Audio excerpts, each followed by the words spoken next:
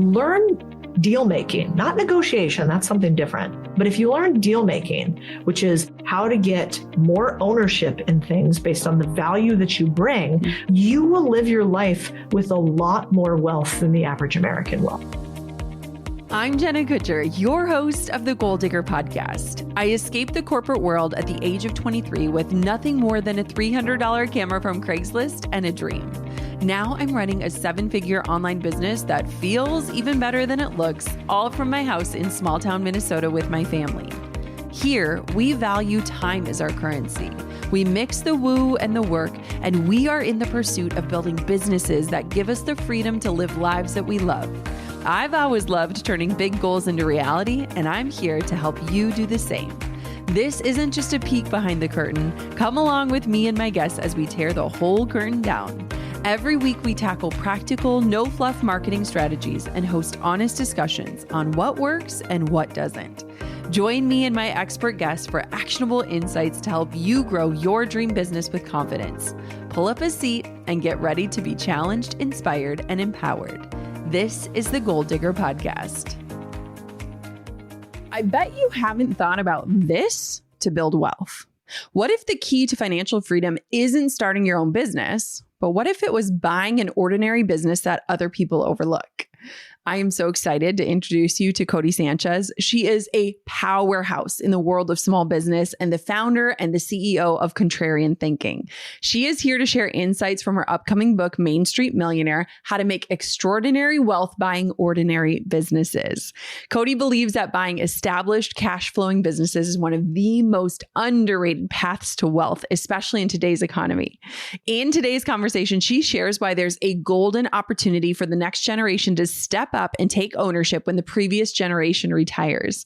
Codie is all about teaching no-nonsense strategies for finding and acquiring businesses that might seem unexciting, but that are incredibly profitable. She is literally bringing us Zillow for businesses on today's podcast, where she is presenting 3 different companies to me, and we're talking through whether you would want to buy them or not.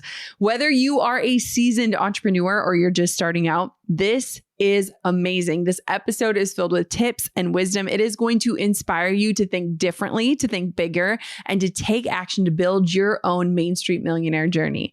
Codie, I'm so excited to welcome you to the Goal Digger podcast. Picture this. You're at a party and someone asks you what you do as a marketer. Like, how do you even begin to describe it? You have to generate leads, score them, contact them, create content, gather data, and tomorrow you have to do it all over again. And you also are spending time wondering if all that you're doing is even working. Marketers are spread way too thin, but HubSpot has a better way. With the help of HubSpot's collection of AI tools, Breeze, and features like Content Remix, you can turn one piece of content into a suite of assets. You can also pinpoint the best prospects with predictive lead scoring and level up your campaign KPIs with a new analytics suite. So your day-to-day becomes less busy work and more driving revenue through the roof. And most importantly, you'll have a way easier time describing what you do at parties. Visit HubSpot.com/marketers to learn more. That's HubSpot.com/marketers. Okay, Codie, today is going to be a day where the Goal Digger podcast gets exposed to an entirely new idea. And I can't always say that. I mean, we've had 800 episodes, and this is something that we've never talked about on the show. So you get to be the first. So you have had a ton of success buying other people's businesses. And we're going to dive into that today. But let's start at the very top. If you could share one game-changing secret that you believe every aspiring entrepreneur should know about creating wealth through small business ownership, what would it be? The secret is 3 steps to rich, I call it. So here's the idea. When you're first starting out, you think that every problem is a how problem. I have a problem. How do I solve this thing? Seems reasonable. Then you become a little bit better of an entrepreneur and you realize it's not usually a how problem. It's a who. Who's already had 10,000 hours on this? I can steal their 10,000 hours. I can solve my solution way faster. The level 3 rich, the really, really rich, they don't do either of those things. They go straight to buy, which is, I have a problem. How do I buy my way with a lot of certainty into a solution? And so that might be like, I need to hire somebody who's great great for this segment of my business. Could I do it's called an acqui-hire. So could I hire somebody else who has another business that's already doing really well at this, but they could come into my enterprise and do even better? It might be like, could I buy, for instance, for your newbies, if you are new in business, struggling right now, let's say, or just don't have a lot of experience under your belt, instead of going and trying to grow your email list, unless they have your course. If they have your course, they're probably fine. But let's say they want to add on top of that. Yeah. Maybe they go to Deuce, which is a newsletter acquisition platform, and they buy an email list. And instead of like, well, Codie, yeah, that'd be great. Of course, I'd buy everything if I just had all the money in the world. Yes. Buy is an interesting word because it doesn't always mean exchange of money. It means an exchange of value. We used to buy things with the bartering method, right? Yeah. And so we teach all these strategies now about how can I so let's say I'm Jenna and I want to grow an extra 3,000 people email list. Okay. Well, I could go to Google Ads and I could know that I might pay $2 per email. And so I could pay for 3,000 emails, I'm going to pay $6,000. Okay. Option one. I'm going to have to know how to do Google Ads. I'm going to have to make sure I target the right people for my email list. I'm probably going to have to do some experimenting. So instead of $6,000, it's probably going to end up like $10,000 plus some time. Okay. So now I know it's going to cost me $10,000 to get those. Well, what if I could go to Deuce and I see a listing there for a female finance newsletter? Let's say that's what I have too. I have a finance business. Yeah. I'm going to go into it and it has 3,000 subscribers and she wants $5,000 for it. Well, right there, it's already cheaper than the 10,000, but maybe I could be even smarter than that. Maybe I could go to her and say, hey, you haven't monetized this newsletter yet. You have like these 3,000 people. Have you ever sold them anything yet? Why don't we do this? Why don't I try to sell them my products? I'll place them there. You can take 50 or 60% of all the money that we generate by me putting my product through your email list. You can take most of it, let's say, most of the revenue. But if it works, I want to have what's called a right of first refusal, a ROFR, to buy your business, that email list, for a certain amount of cash. Would you be open to that? And what are you doing then? You're basically testing a list to see if it fits. You both make money. It costs you nothing up front. And if you like the list, you can buy it for pennies on the dollar because you've already checked the thing. And so this is obviously a little bit more complex than just put dollar into Google machine, get email back. But it is much cheaper. And once you learn how to do this, it's really hard to be poor again. How did you learn how to do this? I mean, this is like crazy to me. And when I think about my own journey, I have absolutely been stuck in the how and who, right? And obviously I've landed where I've landed, but I think for a lot of people starting today, it's like, is this even possible? How do I get this success? So like, how did you figure this out? I got really lucky in a weird way, which is I was super risk averse. I didn't want to leave my job. Daughter of immigrants, golden handcuffs. I worked in finance for 12 years. I kind of hated what I did, but I just kept job hopping to other companies, thinking it was the job, it was the boss, it was the position, not realizing that the industry wasn't right for me. And I'm kind of unemployable, probably like you. Yeah. Like we're not good employees. No. We're good bosses, maybe, but like not great employees. And so that was me for a long time. But thankfully, before I was in finance, I was a journalist. And so as a journalist, I learned really only one skill set, which was extreme curiosity. How do I ask question after question after question in order to be able to write about something I knew nothing about? And because I got journalism and curiosity paired with finance and how to make money, I just went into this industry and was like, how'd you do that? What happened there? Why do you call it that? How'd you make all that money? And I was totally comfortable asking these weird questions that are probably not that appropriate. And so I got to steal their 10,000 hours. And I did that for years until finally, because I was such a wuss, I had done it for long enough that I was like, wait a second. We're like buying businesses with other people's money, using all the skill sets that I have. I do all the work. I find the deal. I close the deal. I analyze the deal. And this guy makes 10 million bucks. Like, why am I not making the 10 million bucks? I'm doing all the work. Yeah. And that was finally when I was like, all right, maybe I could start really small. And then one day I could be that guy making 10 million bucks a year. What was your first step when you finally made the leap of faith? Because I think a lot of people can find themselves in those rooms, in those situations where you recognize like you're a cog in a big machine, right? Like you are not only replaceable, but you are also serving something so much bigger than just you. And so what was your first move as an independent person moving through this?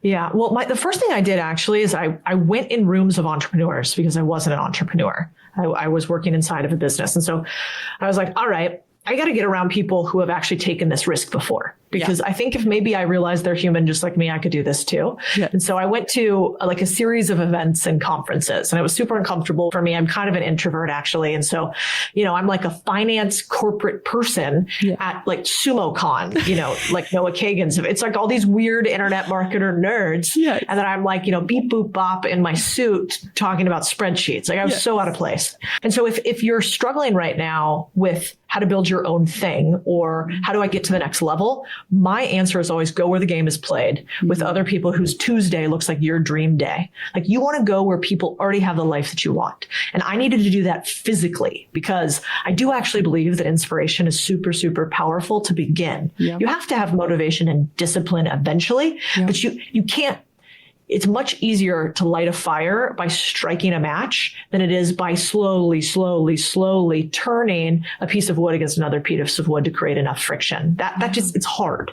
And so strike a match. So I went into a room with a bunch of people that were entrepreneurs. That's actually why I built the Contrarian community, our group, because we just left yesterday. So it's top of mind for me, but we do these events every year where we get together with other humans who want to buy businesses and you get in a room with other people that are already doing it, have done it, in the middle of having done it 3 times. You're like, oh, you just like do those things. So that's step 1, go where the game's played. Yeah. And then the second step was, these people are already doing this thing. It's been done. I'm not trying to do anything totally novel. I'm not curing cancer. I'm not sending spaceships to the moon.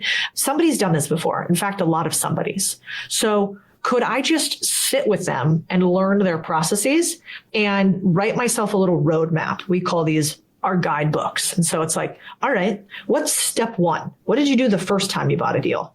What did you do step 2? And then like all the way till you closed it. Yeah. And then let's go back and look at where you made mistakes. And so I think I wrote it like an article. I was like, oh, okay, this is kind of how you go. And this is what happens.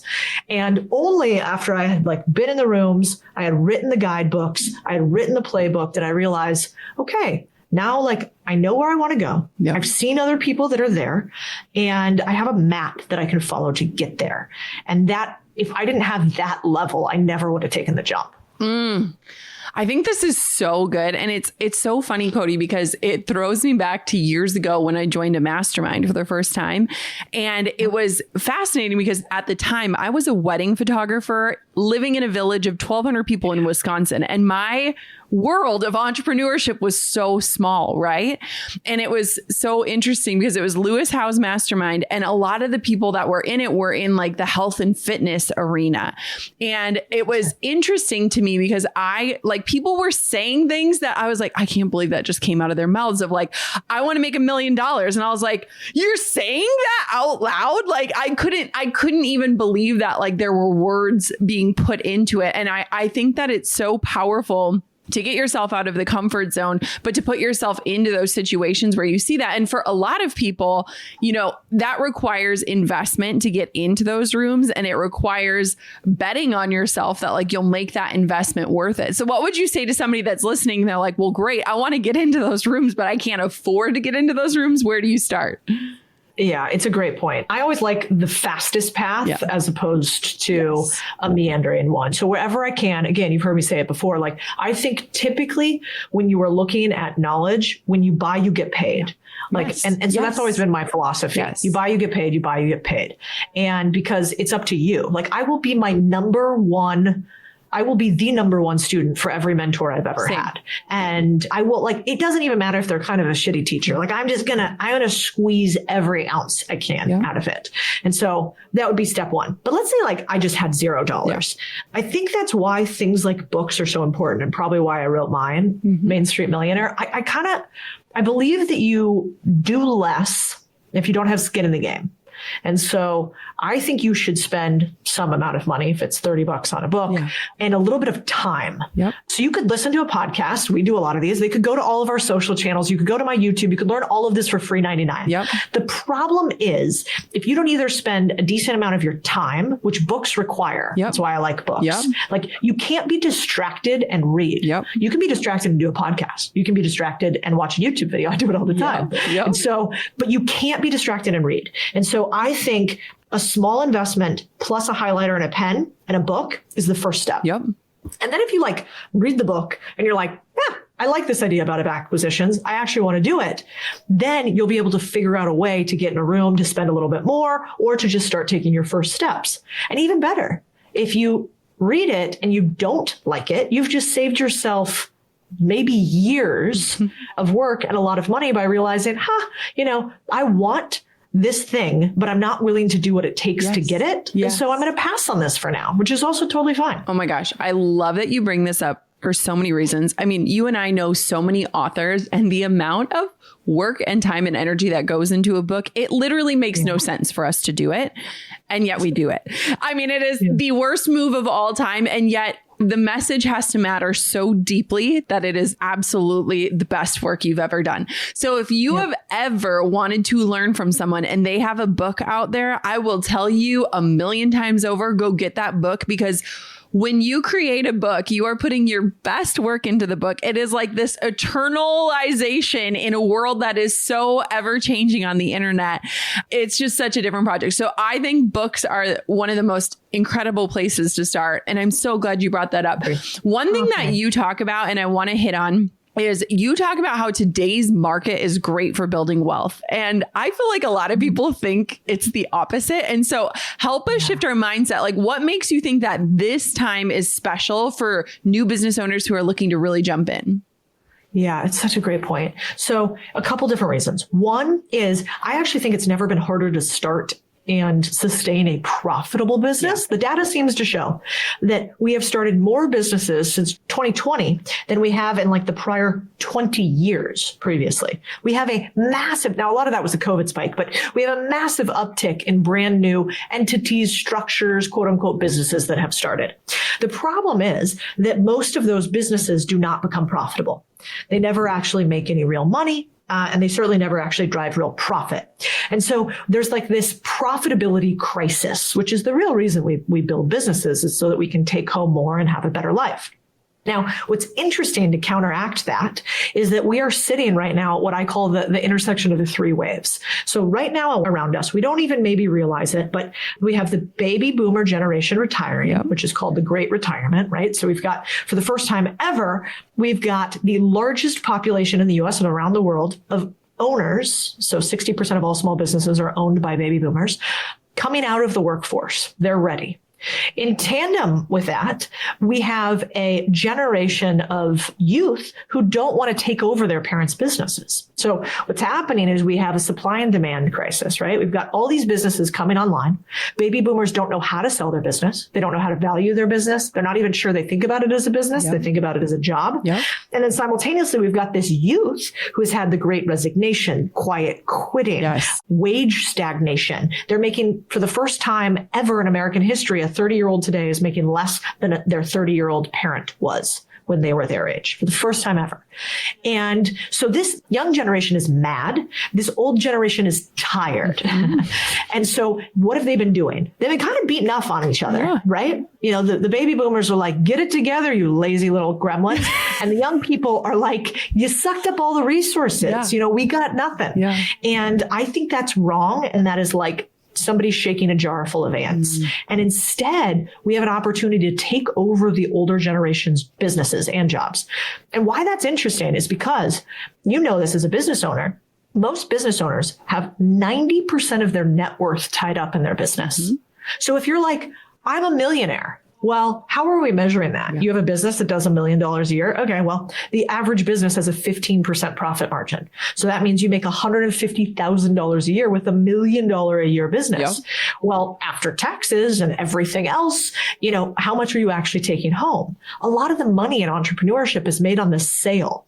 And so if you, as the new young gun, can come in, and I don't even mean young like you're in your 20s. I just mean the young generation of entrepreneurs. You could be a 60-year-old employee for the first time becoming an entrepreneur. If you're able to take over somebody's business and pay them out of future earnings of the business, you've just given somebody a retirement in a world in which a lot of them do not have 401ks. And so this, to me, is an opportunity that I don't think we're ever going to have again in our lifetimes. You know, running a business is a lot like growing a garden, which is something I am obsessed with.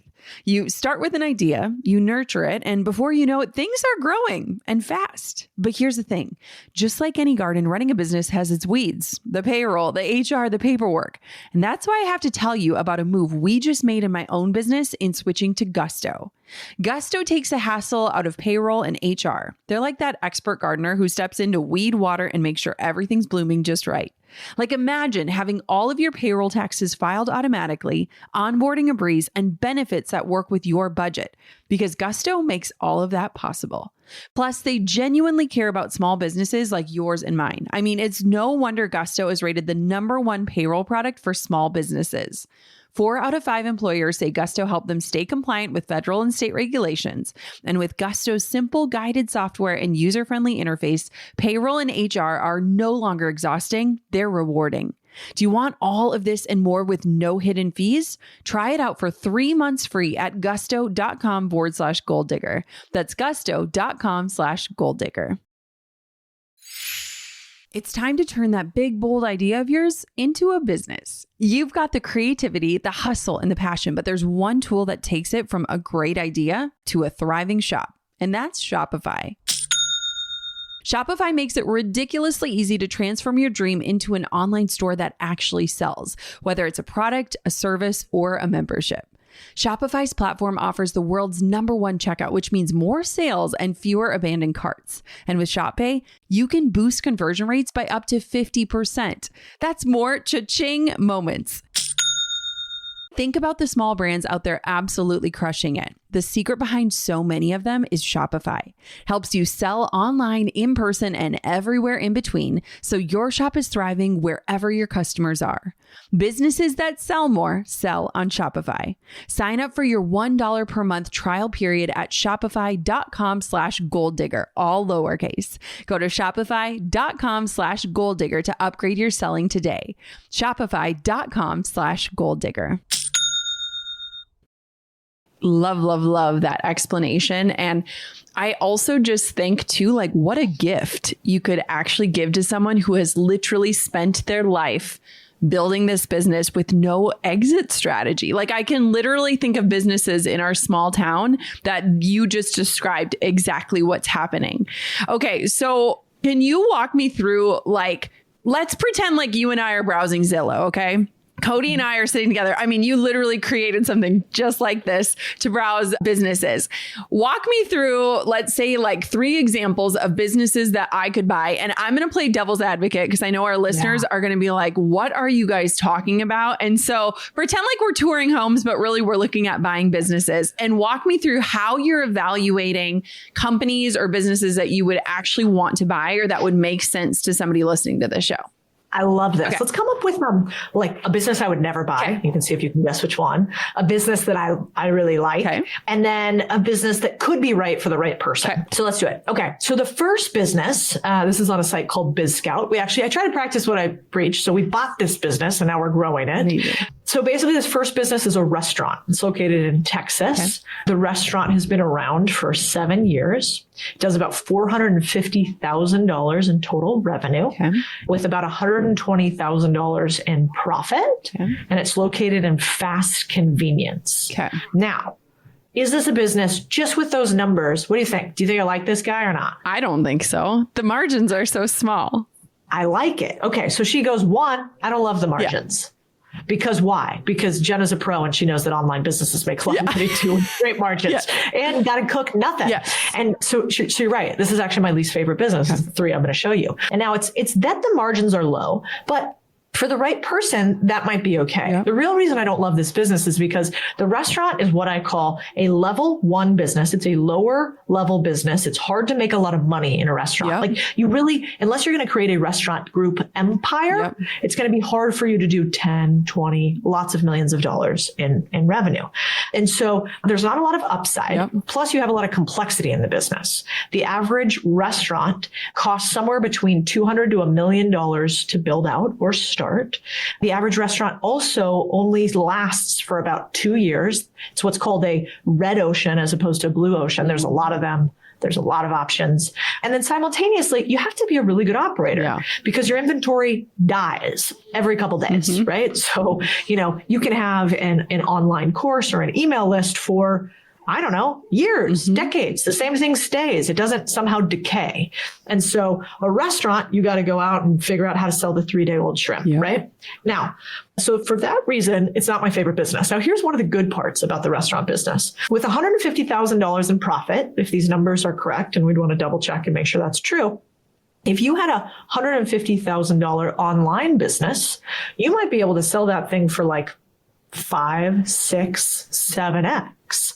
You might be able to actually drive 700, $1 million, 1.2 million if you sold a business that was making you $150,000 a year on the internet.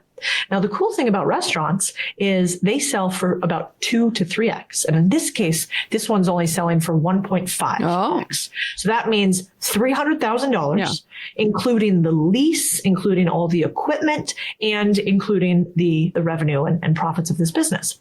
So it's a little bit hard. I don't love the restaurant business overall, but they're much cheaper to buy. It's like just lower valuation. So that's one business. The other thing that I would think about a lot, we have something in the book. It's called the perfect fit business. It's like, imagine 3 circles overlapping into a Venn diagram. And in the middle of the 3 circles is your perfect fit business. And I want to mix not your passion, but things you're obsessed with. Like, man, I love food. Man, I love growth. Man, I love sales. Plus your skills. I'm actually really good at XYZ. And then your network. Okay. I have a bunch of clients that I could sell this to. I have a bunch of attorneys that I could hire if I'm going to do a law firm, whatever. So if I am currently a chef in a restaurant and I love the restaurant game and I know the restaurant game pretty well and I see this business, this might be an okay business for me. So that's one way to think about it. Let's do a second business really quick. So this second business does about $700,000 a year in revenue. This business does about $300,000 in profit, which is interesting. And the business is getting sold, which I should have told you the last time, for about 3x its profit. Okay. Now, this business is interesting because it is actually a trash compacting and removal business. What do you think? Do you think I like this one? I mean, that seems like a decent deal. It seems like you can make back your investment, and depending on the business model, you could scale it. Does it overlap with your passions? I'm not sure, but we can talk. Okay, I like it. So you're thinking, you're kind of starting to see the same thing. You're like, the margin's a little bit higher here. I don't have as much complex inventory, right? I don't have to sell a $10 restaurant like plate in order to make up my $450,000 in revenue. I probably have to sell like a $500 or $1,000 service. So that's a little bit more. I don't need the volume. I don't need the total number of clients. And also, man, between my, tree trimmings every year and, all the construction happening in my neighborhood, I would pay for somebody to come up and pick up my trash with consistency. And if they compacted it all, I bet they have cheaper margins than just somebody who straight up picks up stuff and takes it to the dump. That's kind of an interesting business. Okay, maybe there's something there. Plus I might go, ooh, I could think of some fun marketing stuff for that. Like I could picture it, right? So even if I'm not into I don't know if I look like this, but my hobby is not necessarily trash compacting. It's not like the top of my list, but I could kind of get into the idea of could we do TikTok videos where it's like, watch me crush this shit, and it's like, we're just crushing stuff. Could I be at the local school fair giving away decide if you want to crush a bunch of this stuff. And also there's like signage here. Yep. And so the parents get to see that there's a trash compactor and collection company nearby. Anyway, I could have fun with the marketing. Yeah. And so that business I actually think is really interesting. Plus, to your point, if you got the marketing right, it's a service-based business. You don't have a lot of operating costs. You don't have a big restaurant with people in it all the time. You got a few employees. It's what I call a gateway drug business, a little bit more simplistic. And you could probably scale it out with a bunch of people without having to have really high-level operators, chefs, people you got to bother. Okay. So business. if you bought this, is this business, like, let's say you're buying this business, is it still operating where you're buying it from, or are you buying it and bringing it to you? Oh, yeah. Good question. Yeah. No, I like to buy businesses that are by me, operated, have an operator or a general manager inside of those businesses. Yeah. And also, I don't want to assume that I'm going to go on and make a million changes. I know that I'm pretty good at marketing and distribution and leads. So I probably want to come in and get them more leads. Yeah. But I probably don't want to buy a business where I'm like, well, we've got to change the machines out. Yeah. I don't know about that. And so, yes, you want to kind of have what I think about and talk a lot about in the book is like, where's your unfair advantage where you can bet on realities, not hopes and dreams, current profits, not potential revenue. But so like, for instance, the third business that I was going to tell you was like, I do love candles. Yeah. I feel like this is like, I love a candle. Yeah. And so I was like, what about an Etsy business? Okay. So this one's a candle manufacturing business. Okay. And this one's kind of interesting. This is called off-market deal searching, which is one way we tell people to go find a deal. BizScout has this thing where you can look for off-market businesses that aren't listed for sale yet, just like off-market real estate. And in this particular instance, this is a candle company that does specialty holiday candles. And what's interesting here to me is it looks like they have they've done about 11,000 sales on Etsy. You can see how many sales they've done on there, right at the top. Plus, you can see, if you look quickly at their product set, what the average cost of each candle is. Yeah. So what have you just done there? You've just reversed and engineered how much revenue that company has by looking at two numbers. And so really quickly, I'm like, okay, 11,000 offers. Let's make it really, or 11,000 sales. Let's make it really easy and say it's $1. They've done $11,000 in sales, maybe at the lowest level. Now, maybe that doesn't include multiple things in the cart, could not. And this business, I might go, God, I really like this business because I have an online platform. Yeah. I'm not going to sell trash compacting probably on my online platform, but I bet I could sell candles. I bet I could sell like custom candles created by somebody else and sold. Mm-hmm. And so instead of doing a partnership one-off thing, what if I reach out to some of these companies and say, hey, could I own a part of your candle company? And not only can I own a part of it, but why don't I help you grow it? Mm-hmm. Now, I don't have a lot of money to give you, but I have some audience. Yep. So what if you do $11,000 a year, again, we're simplifying. What if I can double that 11,000? What if I could give you $22,000 a year by helping you get in front of 11,000 new customers? Could I take then, I've doubled your business, right? Could I take 25% of your company if I double your business? I won't take one thing if I don't double your business. But if I do, I want 25%. And I want the cash flow that comes with that 25%. If I'm a small business owner, maybe you're not going to say yes right away because you don't know me. But if I get to know you and I show my value, I might do that deal. Let's talk about something I think most of us can relate to, which is last minute card panic. It's the holiday season, and instead of scrambling to find stamps or digging through those generic store-bought cards, you can actually be ahead of the game for once. That's what Moonpig is all about. Moonpig lets you create the most thoughtful, personalized cards. You can add your favorite family photos, write something that'll make your loved one smile, laugh, or even tear up a little. And they'll even give you a nudge if you need some inspiration for exactly what to say. And here's the real magic. Get this. Moonpig mails the cards for you. No stamps, no late night trips to the post office, just you on the couch with your cozy blanket making holiday magic. Think about how much joy you can spread this year, whether it's grandma getting that sweet family portrait or a friend unwrapping a gift card that you've slipped inside the holiday card itself. It's so easy to add that personal touch. And with Moonpig, you can send cards to everyone on your list in a few clicks, so you never forget anyone again. It'll make you love sending cards all over again. And because I want for you to try it too, your first card is absolutely free. Just head to moonpig.com/US/gold /gold-digger. Again, that's moonpig.com/US/gold-digger. Go make someone's day. Everyone deserves a Moonpig card. It's like Shark Tank, Codie. This is like, I literally, the other day, I was sitting down and my almost 6-year-old came and sat next to me and Shark Tank was on, and we don't watch a ton of TV. And I was like, I want you to just watch 10 minutes and see how somebody's presenting and just kind of see if you kind of understand what's happening here. And she freaking loved it. And she's like, can we watch another one? Can we watch another one? Did they get the deal? Did she take the deal? Why is this person sad? Why is it? And it was like, it was insane. But I mean, like, this is like Shark Tank. And what's interesting is that I am sure a lot of people listening to this show, I feel like this model that you just described is probably the most valuable in terms of my listeners, because my listeners are gifted people, right? They see things, they know how to do things, they study things. We have all experienced different businesses that they're really good at the thing that they do, but they suck at all the other stuff, right? Like even in building our home, like we got this beautiful custom railing and like the guy has no assistant. He has no invoicing system. Like he's literally using a whiteboard in his garage to keep track of customers. And you recognize like there are so many entrepreneurs out there like that, where my audience could swoop in and help save them or teach them or get more clients or get more revenue. And you're saying, don't do it for an hourly base. Don't do it for a commission. Do it for a percentage. This is interesting.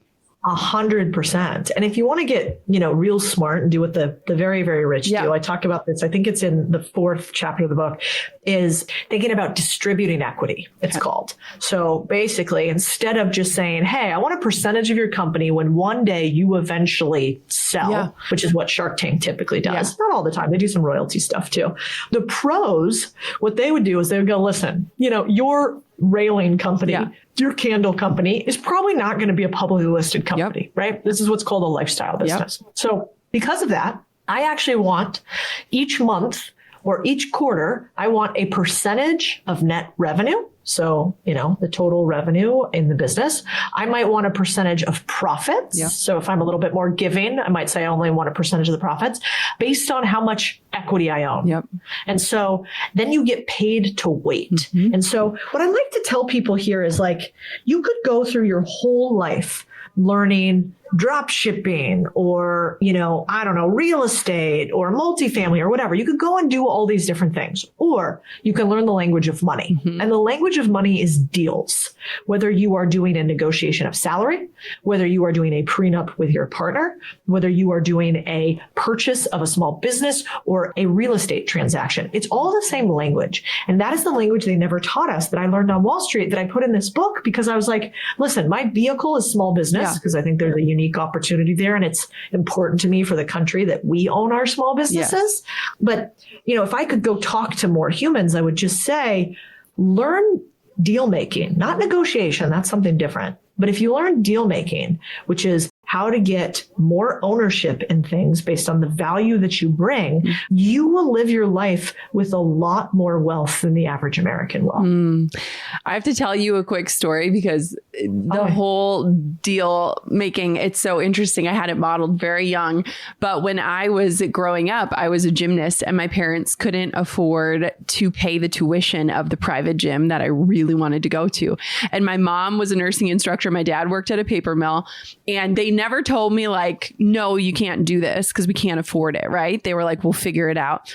And my mom, one day she was sitting, watching me upstairs, watching me on the floor down there. And she looked around and she's like, oh, there's this like weird kitchen in the gym that totally needs renovations. And my dad was always super handy. So she went to the owner of the gym and she said, if we renovate the kitchen for you, can Jenna go for free? And they did this over and over and over again. They found more opportunities. We redid the locker room. We redid the bathroom. We redid the kids' gym. And every year for 1 week, my whole family, my grandparents and everyone would show up and we'd work at the gym and we'd do the deal so that I could keep doing gymnastics. And so I was literally just thinking about that the other night of just like how when you can find the places that you add value, and you can present them in a way that is valuable, people would be crazy to say no. Like the gym owner was already overwhelmed in coaching. He wasn't even thinking about the cabinets that could use a paint job, right? And so it's just awesome to think about, like, there are so many people listening right now that don't even know what value they can add because they've never really asked themselves that question. And it's like, there are so many opportunities out there for you to bring the value.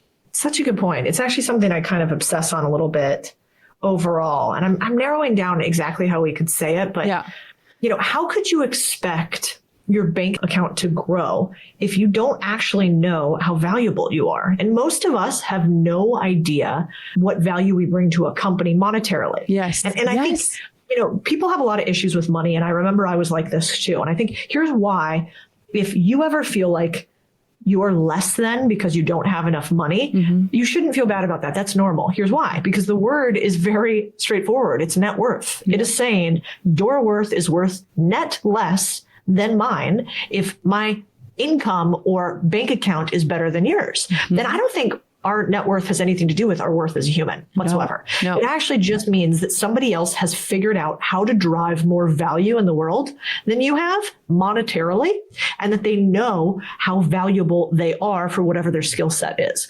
And that's another thing we were just never taught. I mean, think about it. Like when we were young and we were looking for a job, don't you remember being like, I don't know how much money to ask for? Yeah. Like, what is that? Oh, yeah.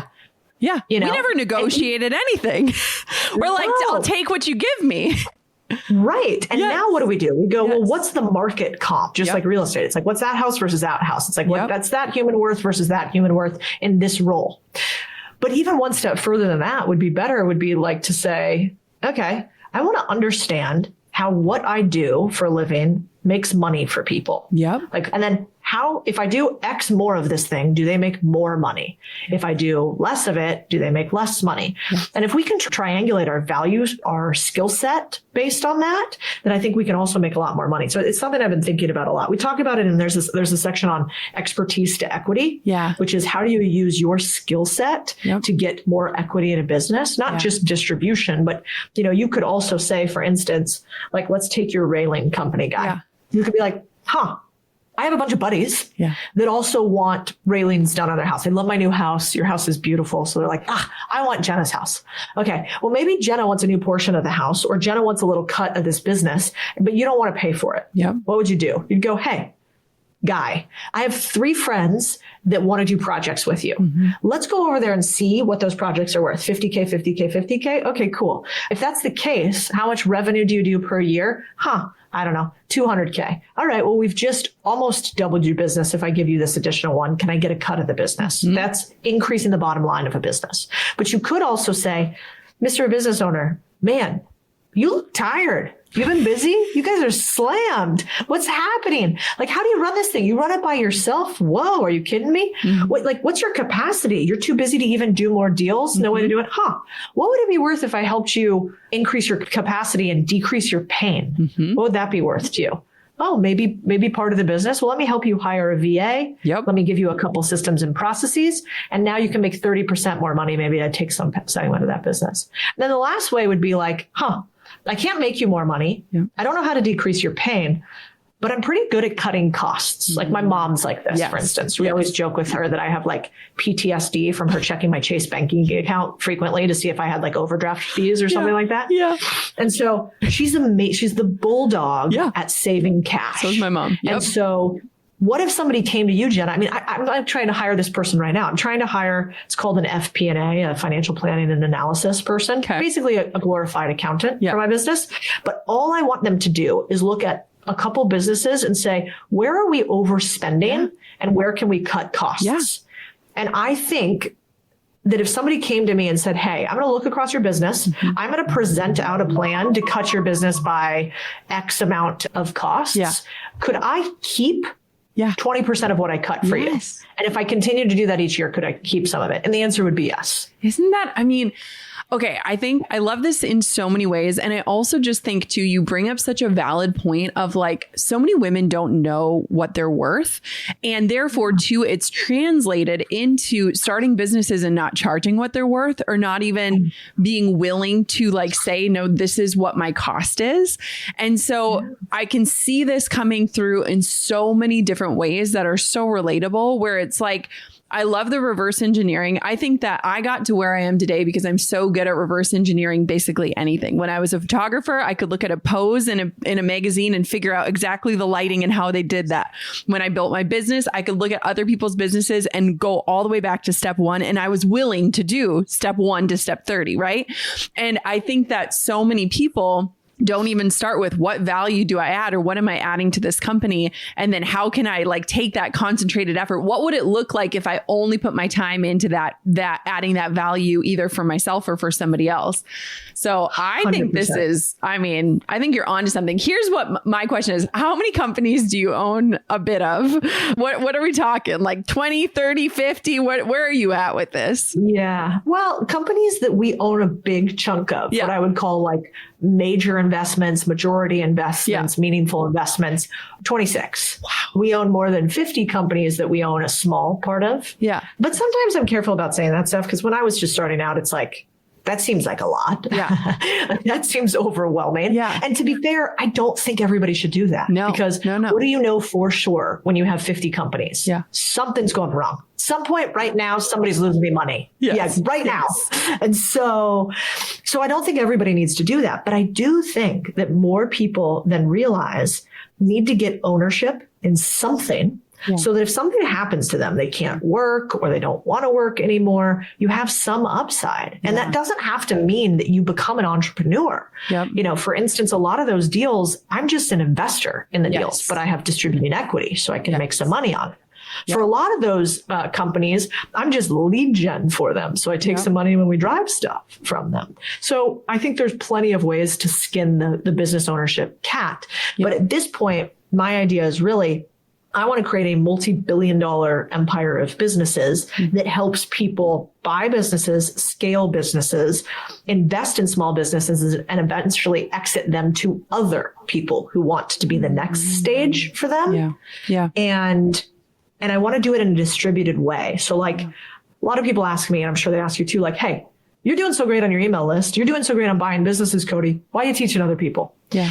And there's multiple answers to that. But first is because I don't think that I should own everything. I don't think anybody should. No. Only 6% of Americans own a small business. 6%. We started out where you couldn't even vote if you didn't own land. And now we have basically given up our ownership. Mm-hmm. And I think that's wrong. And second is because, you know, as you play this game of building businesses, it gets lonely, man. Mm-hmm. It's tough. Mm-hmm. And I don't think there's not enough ways for us to come together and do this very hard but very worthy thing, which is be in charge. And so, you know, can you imagine just like giving up all decision making for your kids? Like you would never do it. No. In fact, I know you. You're like, no, I'm taking never. More. Like, don't even talk to my kids. Yes. And so, and yet with our careers and our finances, we just give up ownership to somebody else. And I don't think that works out for us long term. And we've seen the consequences of it with more Americans and people around the world not having the financial life that they want. And instead, we have this massive concentration of wealth, not because rich people are greedy, but because we have bad incentive alignments and we're not taking enough risks as a society ourselves. When I learned one of my favorite things from my mentor, one of my favorite mentors who's a billionaire now, and I don't say that like, I bring up billionaires often because when you meet them, they think different. Their brain is wired differently when it comes to money. Yep. They've totally reprogrammed themselves. And I remember one of them said to me when I was first meeting with him, you cannot spell rich without risk. And that really stuck with me. How did you write your book and tell everyone where they can go get it and why they should pick it up. You've already made a very strong case for Street Millionaire, but tell us why to go get it. Everyone go grab a copy. We should do a book club on this because then we're all going to be buying up businesses over here. Oh, that'd be fun. I love it. Yeah. Buy them up, sell them to me after you scale them. I'm totally into this. Deal. So the book is called Street Millionaire. You can get it at msmbook.com or CodieSanchez.com. And, I started writing this book like forever ago because I was writing processes for a team on how to acquire a business. Mm-hmm. And so basically I was starting to write out, hey, I'm not involved in every aspect of the process. Now I'm busy doing important things like ticky-talkies. And so I was like, somebody else has to be able to run this transaction. So I started outlining our entire process. And then at one point, I put it into our community. So I was like, okay, let's stress test this with like 3,000 people and see what am I missing? Because I'm too close with it. I have what's called unconscious competence now. So it's like when you forget all the things that you know about doing a deal. So I was like, let's stress test this past like people who have never done a deal before. So we did that. And then over the last 2 years, I worked with this guy by the name of Charlie, who's the man. And we whittled it down to like what I thought could be the most simplistic version with exactly what you need to buy a business and kind of nothing that you don't. And so we did that over the course of the past couple of years. And the idea was simply, especially in this world today, like nobody's coming to save us. Yes. It's kind of up to us whether we like it or not. And so the idea was if I could leave one thing of the very limited things I'm good at, it would be this. It would be like, how do you buy a business? And really for this idea of ownership, how do you get ownership in your country? And so that's what we're doing. And I'm kind of obsessed with how can we get more humans to take a little bit of risk on themselves? And the last thing I'll say is I have this mentor, his name's Bill Perkins. He wrote the book Die with Zero. You know that book? Yes. It's a great book. Yeah. So Bill's the man. We were talking the other day and he said something that I was like, oh God, it's so true. Like, I think especially for women, we are risk focused because we have to protect little tiny kamikazes at all time, right? That are just constantly trying to murder themselves. So we have to be risk focused. Men, by and large, are the ones that go out and they're more focused on adventure and reward and not as much downside protection. And I realized talking to Bill the other day, he's like, listen, today we have more than anything else, we have a lot of ego risk. So like, Codie, if I failed at everything today, if I lost it all, would I starve? Would I go homeless? Would I die? Probably not. Like, I think that's very highly unlikely. I mean, less than 1% likely. I mean, my family would take care of me. Friends would take care of me. I would be able to go get a job as a waiter or a bartender. Like, I have enough skills where really total annihilation risk, zero. Yeah. Most of us in the US have zero annihilation risk, which is crazy. So what does that mean? That means that all the risk is in here. And it's that our ego is like, I don't want to go backwards. I'm playing this relative value game versus somebody else. I'm here. I don't want to go down. That's scary. And it is for that single reason that we never really go up. And so he's reframed my mind often by saying, have you been around small business for so long that small has infected your thinking? And I think about that every time I don't want to do the scary thing. That is so good. Codie, will you come back on the show sometime? I feel like we're only skimming the surface here. Of course, always for you. You got to teach me all the things about motherhood as we get into that journey. All of the things. I am so excited to watch you get this book out into the world and then hopefully some babies too. And I'm here for every step of it. Thank you so much for coming on and just sharing something that I think a lot of us haven't even considered or thought about and opening our eyes and planting the seed today. So thank you so much for coming on the show. You're the best. Thank you for having me. And you guys tell me if you buy a business. Yes. Tell me on Instagram.